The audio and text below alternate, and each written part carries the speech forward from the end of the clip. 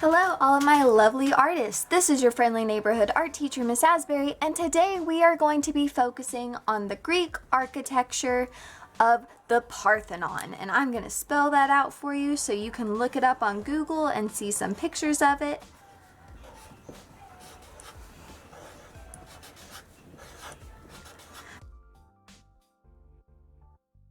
But the Parthenon is a really important building in the culture of ancient Greece because it was designed to be a religious building to honor one of their goddesses, the goddess Athena. So, she was the goddess of wisdom and she had a special temple dedicated to her. So that's what we're going to be drawing today. We're going to be drawing an ancient Greek temple. So, without further ado, let's get started. Got this little shadow here I'm trying to get rid of, but it shouldn't get too much in the way.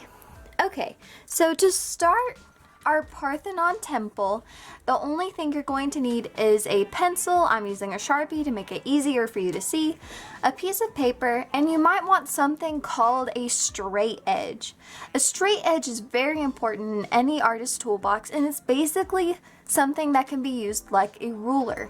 So you could have an actual ruler, or if you don't have a ruler, just use something that has a straight edge. That's why we call it straight edge. Whether it's the edge of a book, the edge of a box, even a piece of paper will work. The only reason we use this is to help us get straight lines, and we're gonna need straight lines for our Parthenon today. The first thing you're going to do, as always, is you are going to draw a horizon line. So have your paper in the landscape orientation and draw as straight as you can a horizon line. And then you're going to take up most of the page with a skinny rectangle. We're doing this as a base, a foundation for the Parthenon to rest on.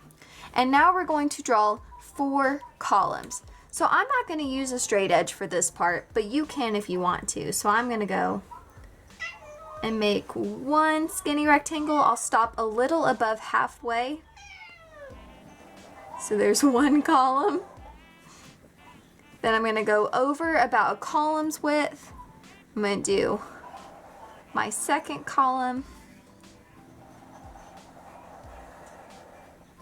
go another column's distance away, make my third,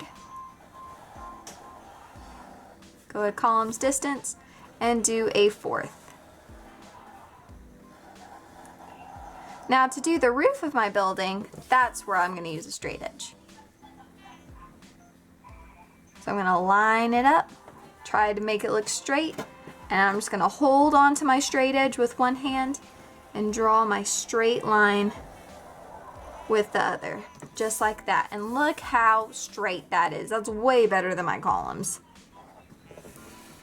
Now, the next thing you need to do is right here, you need to figure out where half of the line is. So if I draw with my finger, I'm going to say about right here is where my middle is. So I'm going to pretend to draw up and put a little dot near the top of my paper to show where the top of the building is going to be. So now I'm going to take my straight edge and make a perfect triangle. So line up the edge of my line with my dot, hold on tight to it, draw your line until you reach your dot, then stop. Then go to the other side, line up with your line into the dot, and there. So there's the roof of our Parthenon. Something I like to do is to do a smaller triangle on the inside. I should have used my straight edge because that would have looked a lot nicer. Let me do that for this other side. Even art teachers make mistakes, guys, so don't worry about it if you do. Oh yes, much nicer. And then here, gonna line it up here and draw one more super straight line with my straight edge. Perfect. Now, as I'm sure you can guess, I've already said that these are columns, but to make them look more columny, we need to add some details. So one thing we can do is we can do some straight-ish line and turn it into a skinny oval, the skinniest oval you've ever seen. And you could probably fit about 3 super skinny ovals into each column.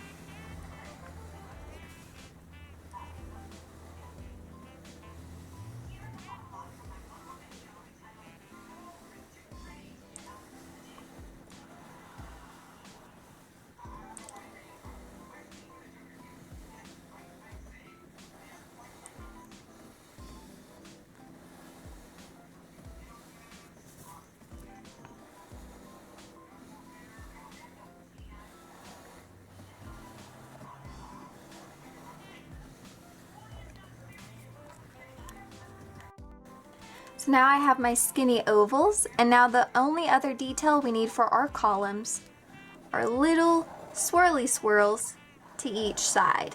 That's why we had to make sure to space these out really wide. When columns have these little swirls to the side, they are called ionic columns. That's just the style. So that is spelled I-O-N-I-C,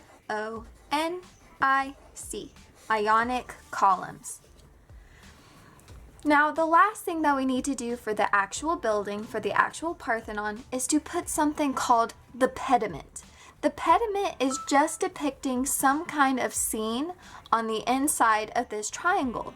And even though the Parthenon, the ruins of the Parthenon, does not have the sculptures inside anymore, once upon a time it told a whole story with sculptures inside this part of the roof. So what I'm going to let you do for your Parthenon is you are going to draw whatever you want for the inside to do your scene. I did this with my other class, but I'm just really into Tangled right now. So on my pediment, I'm just going to draw the lantern scene in Tangled. I only have one rule with your drawing. It can be from your favorite book, it can be from your favorite movie, it can be from your favorite video game, whatever you want. I just don't want to see stick people, my friends. They can be block people, they can be Minecraft people. I just don't like seeing people that look like they've been starving for 1,000 years, and that's exactly what stick figures look like. So I want to see flesh. I want to see fleshy people. And I'm just doing the best I can. I'm just doing this from memory, so mine's probably not going to be perfect either, and that's okay.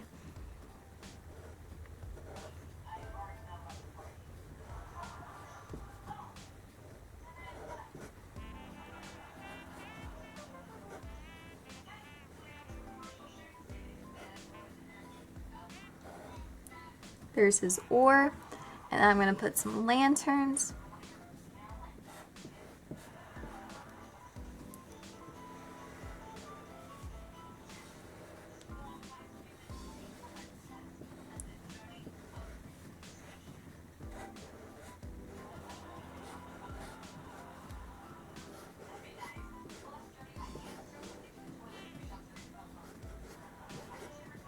The more detail you add, the better this is gonna look, guys. And I'm drawing my lanterns smaller here because these are the lanterns that are farther away.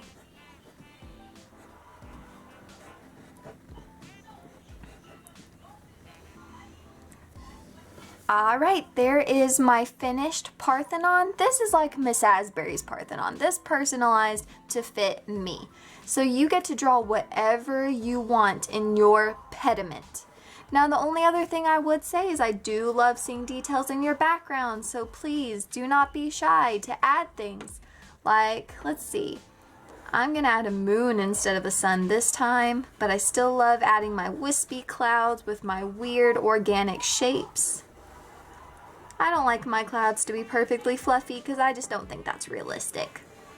So I'll add my fluffy clouds, and I could add some stars in the sky with some dots. Maybe some bigger stars, and I think I might sneak a few real life lanterns in my sky. Maybe they're having a lantern festival in Greece tonight. And since you can see through these columns, it's not enclosed by walls. We might see some lanterns inside, in between.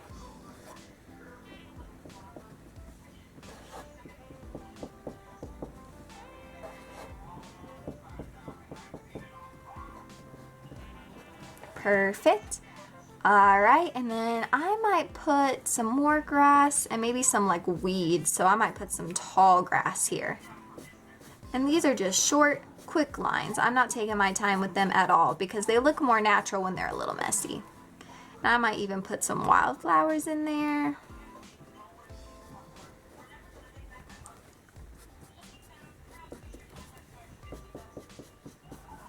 And maybe some rocks.